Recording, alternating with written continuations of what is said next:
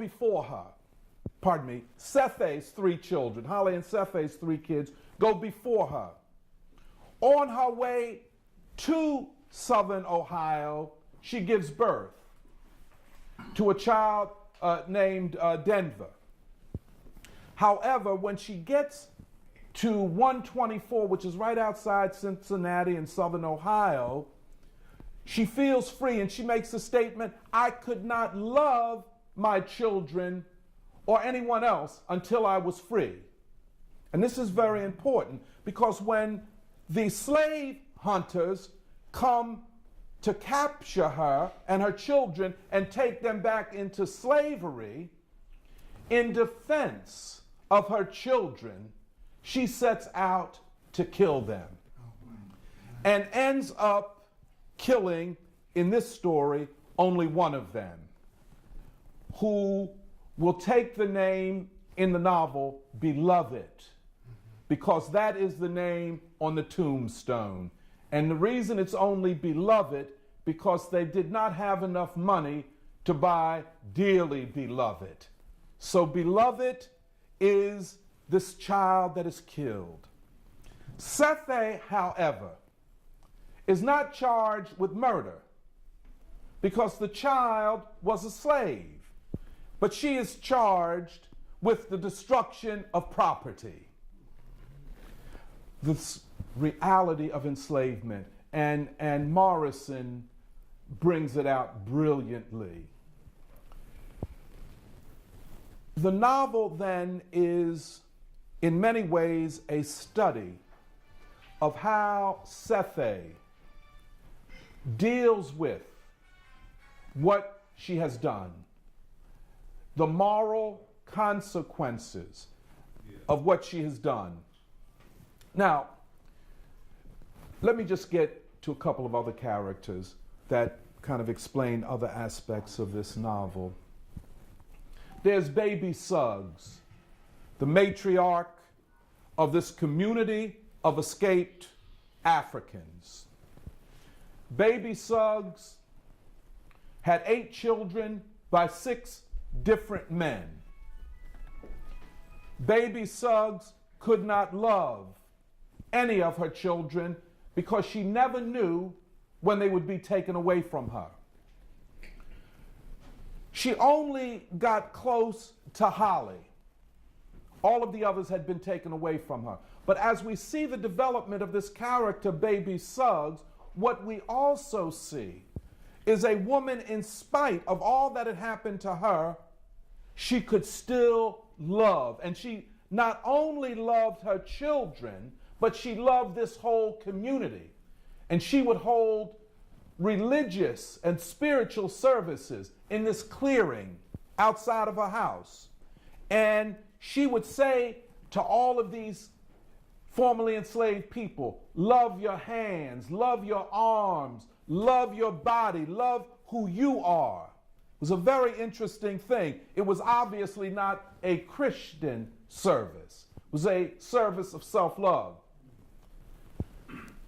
Then there is a figure that many people miss in the novel, and that's Sethe's mother.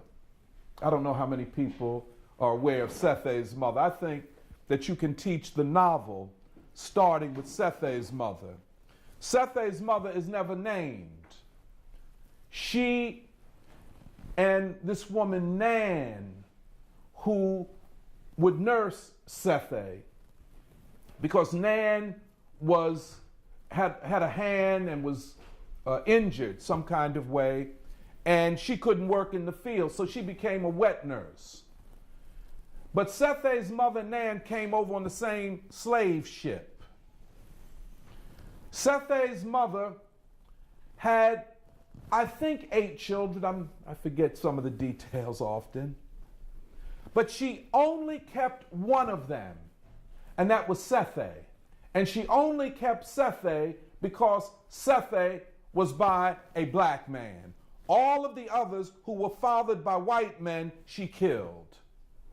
Now, so we understand there's a genealogy to what Sethe does. But then there are others, other characters who did something similar.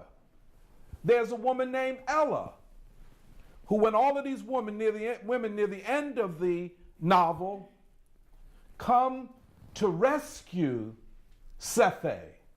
Sethe's in the house alone. Her only daughter has left.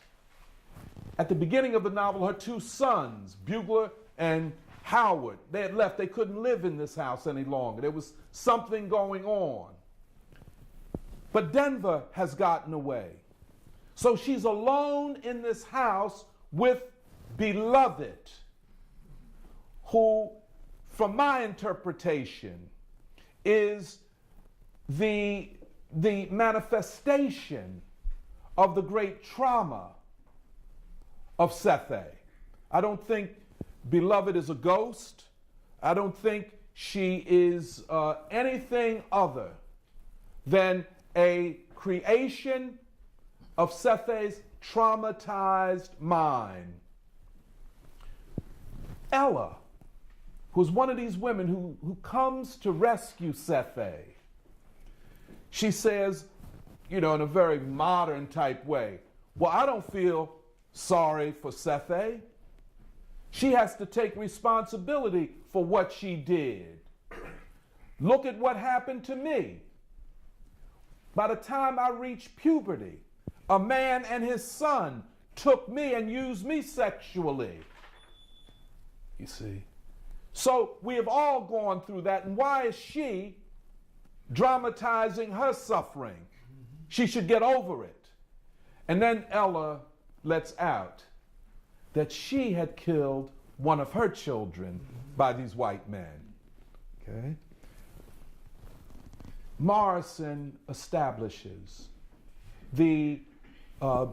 that rape was the plight of almost every enslaved African woman in the United States, and girl, for that matter. But the other thing about Sethe's mother is that she never spoke English.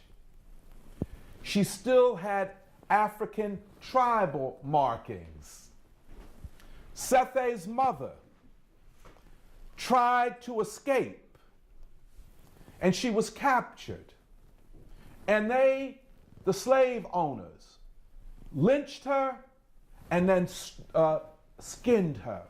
A terrible death. So Sethe never really knew her mother and did not have much of a memory of her mother until she begins to go through this internal conflict with Beloved. Now, Sethe is a heroic character because she struggles with the consequences of what she did. And I think in the end, Morrison sees what she did as not an act of evil doing, an act of a crazed woman, but a heroic act to free and to guarantee that her daughter, who we will call Beloved in the novel, is not enslaved and will not go through what other women under enslavement had gone through. Now, we can, when we get to the discussion, there are many other things in the novel that I think are interesting. I think how we interpret Beloved is very important for me. I think as an interpretive framework, I use almost like a triangle, three fundamental elements. Trauma, the trauma of slavery, the trauma of rape, the trauma of racial exploitation and oppression, a trauma so deep that the victim does not transcend it, which gets to the second element, which is time.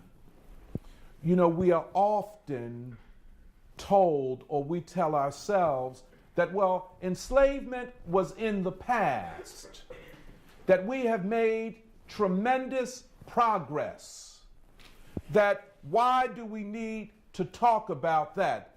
And if you teach in a high school, if you teach in a junior high school, or even in a college, there are students who say, but why do you keep bringing that up? That's in the past. Well, perhaps the physical part of enslavement is in the past, but the psychological and mental dimension of slavery is still with us, and that is what Morrison establishes. Any victim of a deep trauma never transcends that trauma, and in many respects